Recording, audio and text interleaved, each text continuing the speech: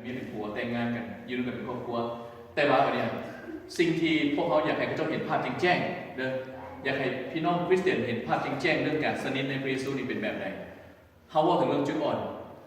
นของคริสเตียนปัจจุบันนี้คล้ายๆกับผัวเมียสองคู่นี้พี่น้องสังเกตดูดีๆไหมผัวเมียเวลาแต่งเวลาหมักกันผู้ชายผู้หญิงเวลาหมักกันนี่สนิทกันดีเนาะขึ้นทอดได้กันอยากไปหากันซื้อของขวัญให้กันน้องอยากได้เห็นไอ้ซื้อให้เบิดแต่ว่าได้กันไปแล้วซื้ออย่างแพงแม่นบอกถึงบอกบัดนี้โมแต่งนะผู้หญิงเดินกันสลัดเด้อโอ้ขันย้อนเวลาครับไปได้นี่คือเสียแล้วเนาะมันสายเกินไปแล้วเดี๋ยวนี้ผู้หญิงกันสลัดนี่นะอยากได้อย่างคอแต่ตอนนี้โมแต่งได้รถใส่คออย่าคอนี่ได้รถตู้เย็นอย่าคอนี่ได้รถอย่าคอนี่ได้รถคันนี้โมแต่งนะโบซื้อให้แฟนมันซื้อให้แต่ว่าได้กันไปแล้วเอาไปอย่างแพงนี่มีเลยดิเสื้อหลายแท้เสื้ออยู่ในตู้ก็เต็ม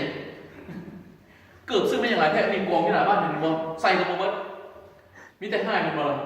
ปัญญาได้กันไปแล้วความสนิทมันมีบ่มีมาเบิ่งเป็นคริสเตียนทุกมื้อนี้เด้อบ่มีการสนิทกันเหมือนกับผัวมีครูนี่เด้อผัวไปเฮ็ดเหตุการณ์มา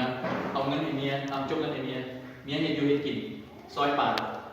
ครัวป่าไหมซอยซีวันนี้ผัวก็ว่าเอาเงินไปใส่ประหยัดแย่ไปเหตุการณ์เงินเดือนหน่อยเคี่ยวไปกินไปไว้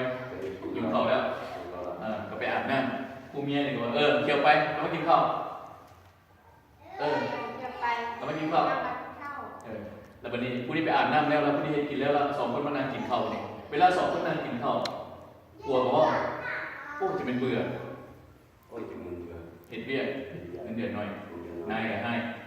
จะออกแล้วไปหาเบี้ยอื่นแล้วก็เบื่อมันอยู่ข้างๆมาไม่เอา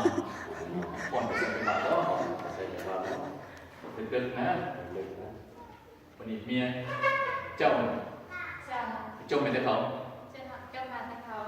ตัวเองมันมีหมาสมองเลี้ยงอยู่หลังบ้านข้างบ้านบอกกำลังคันตัวเองด้วยกันเบี้ยกันง่ายเลยจะพอแล้วมาคนนี้แต่นี้ตัวเองเป็นบุรีนะ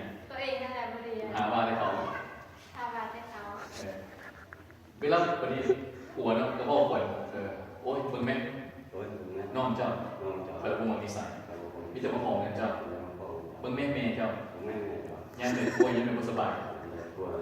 เดี๋ยวมาหอมเลยเล่นเอาเองหน่อยเมียตอบเจ้าก็ขึ้นเบิ่งแม่ยังแม่เจ้าขอเด้คอยบอกเห็นบ้าเนี่ยคนมาเอาให้รถอันนี้มีบทสังคมพิเศษน้องมีบทเป็นแบบนี้มีเนาะ